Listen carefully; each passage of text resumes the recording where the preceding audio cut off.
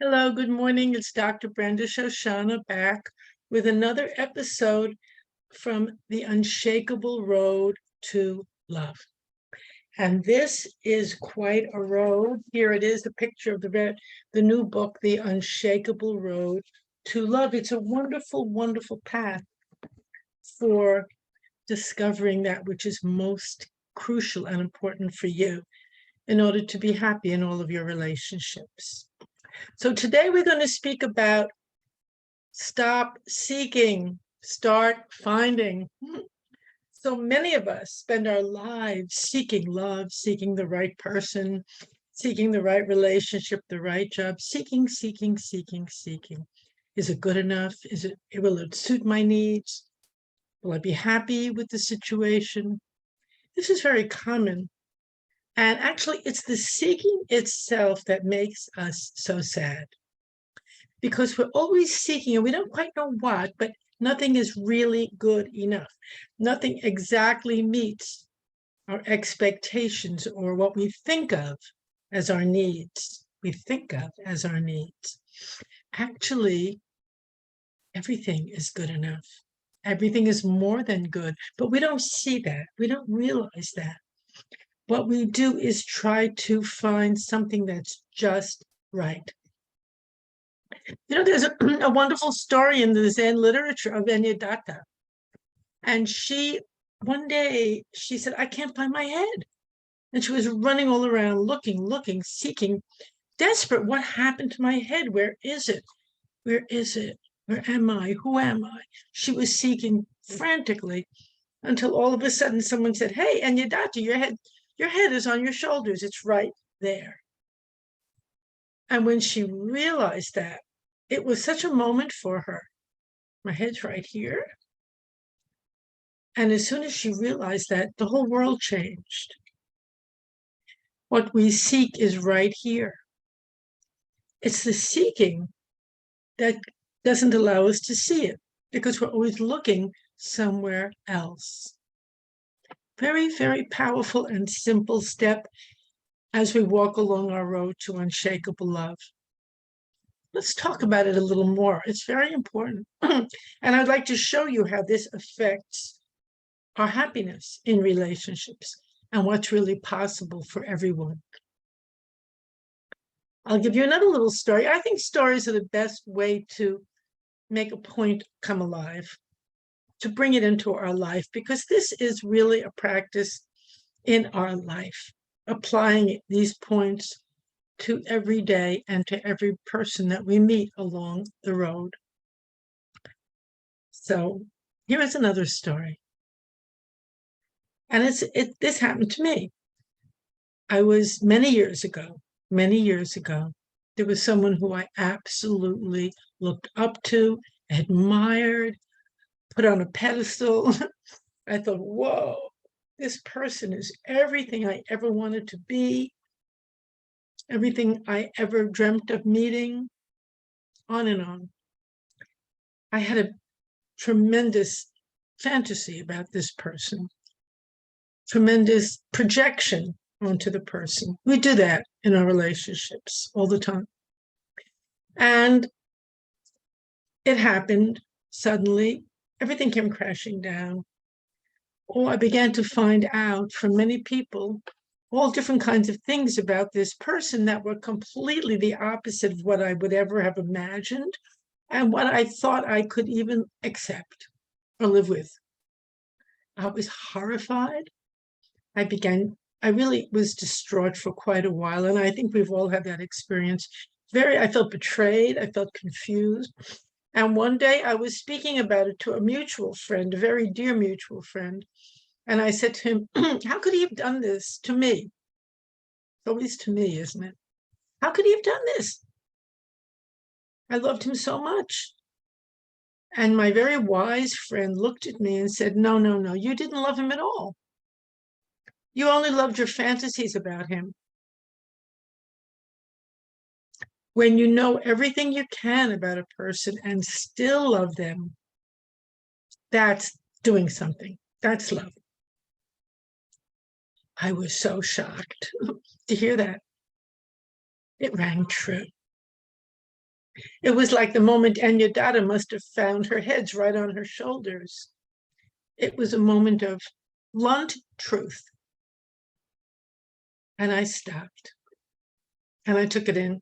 I gave myself that moment. I had no choice. I took it in and I said, yeah, I was in love with my fantasy about him, not him. I didn't even know him. And when I can know everything about a person and love them, still love them, even if what I know may not be congruent with them, respect them, see the possibilities in them. That's, as my friend said, that's doing something. That's love. And not only is it love, but it opens up the space for that person to evolve. That's experienced as really such acceptance and love that it opens a place for the other one also to see who they are, who they're being at that moment, and potentially to grow. And they do. If you're sending rejection, hatred, judgment at someone, they just fight back and they constrict and they hold on tighter, they resist. When you're simply present and accepting of who they are, because who we all are is much larger than what our current behavior may be, or our current confusion, or our current mishaps. Much larger. This is a very, very, very important point to understand as we look at our relationships. There's also a saying in Japan that says, oh, if I have a poem, a saying, it says, well, if I haven't seen you for the past 3 days, it cannot be said that I know you. I don't know you. What does that mean? It means that change is constant. Who a person was 3 days ago is not who they are now. And we hold someone fixed in a rigid situation when we see them the same, they're always the same. We don't let them change. We don't let them grow. We keep them stuck and we keep ourselves stuck. And we keep sometimes a fight going for years, a lifetime maybe. We don't see that the person is not the same person they were 3 days ago. So what I'm talking about is making room for change to happen, allowing change, the normal, natural evolution, growth, and change to take place in you and in your relationships. Now, when you have that attitude, that this is a brand new person, wow, then every moment is fresh. It's exciting. Wow. Who are you? It's almost like a first date all over again. You know, the excitement when you really meet someone for the first time, that's fun. Who is this person? I'm excited. They're interesting to me. I don't know them yet. Let me find out. And the whole world is open, including your heart. Same thing every day. The person is completely new. Now, if we could keep that state of mind awakened and fresh, our relationships and our interaction with others would have to be completely different. Upset, conflict, revenge, from your perspective, could not exist. And when it doesn't exist with you and in you, even if the other person is in that place, they don't have anybody to dance the dance with. It melts in your interaction with them. For some, they're just very determined to keep something going. They'll do it with somebody else. But there'll be many who will be very grateful for that space, for that opportunity to be brand new. Who wouldn't want to be brand new every day? Who wouldn't? And in fact, we are. That's the amazing point.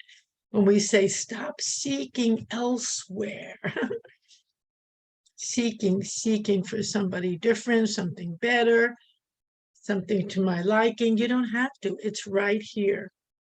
You don't have to seek outside yourself. You have to just look at everything with brand new, fresh eyes and allow change to happen. Allow a person to be who they are. And that goes for yourself as well. That's harder. It can be much easier to allow someone else to be who they are, to be curious about them, to be accepting of them. But ourselves, ooh, that's harder, believe it or not. We're very hard on ourselves, and that's why we're so hard on everyone else. Now, if you can do that with others, it actually bounces back on you. You can let yourself be more who you are. And the more you can also accept that change, which by change, I also mean evolution, growth. It's a very, very important point that as we walk the unshakable road to love, every step is new and is different. As one of my teachers said, this step will not come again. He would say, don't miss it. Be with it. And this moment will not come again.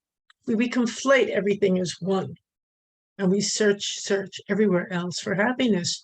But when we see that our head is on our shoulders, that everything we need is right here, it's here. You don't have to seek anywhere else. The person you're looking for is right here. And you know what? It's you.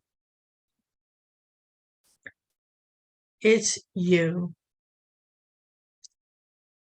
And that is an exciting discovery. And it's also whoever happens to be in your environment today. That's the person you're looking for. That's the interaction that will bring joy.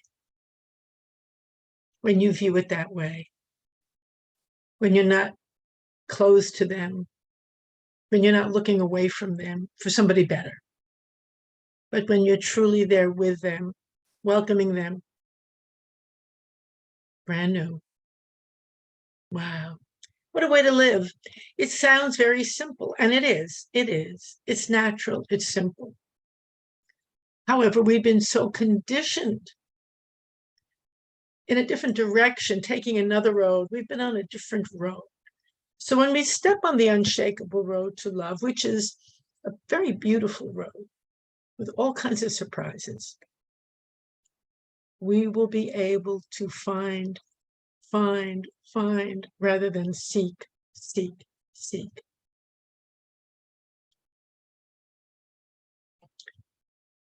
When we seek and don't find, there's such disappointment and such frustration. And when we find, and don't seek, that's a beautiful day. Believe me. So thank you very much for listening. It's a pleasure to share with you. The URL for the new book is www.totalrelationshipsnow.com. Total relationships with yourself, with others, and with everything that comes your way. Thank you, and I hope to see you soon. Bye-bye.